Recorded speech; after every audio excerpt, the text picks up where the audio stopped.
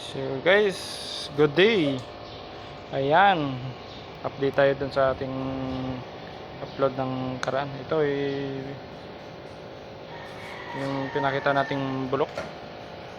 Ayan na-repair na natin. Tapos itong sa gilid, nalagyan na rin natin ng flat bar. Ito guys, oh. Ayan. Gagrind na lang natin yan. Tulad nito. Ayan, nalagyan na natin. Dito na lang tayo. Ito hindi pa natin na-grind. Tapos ito guys, oh. Ayan, lalagyan pa natin doon punta sa doon.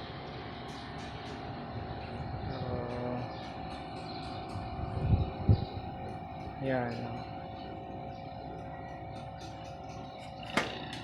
kung dito guys, ito ay alloy, tapos ito ay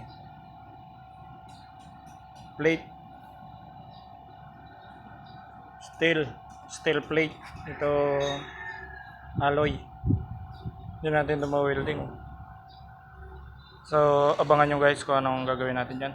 Update lang kayo sa ating mga upload kung anong diskarte natin to para hindi ito bumuka yung sa taas, kasi makapag welding tayo dito guys, sa baba lang, sa taas hindi na.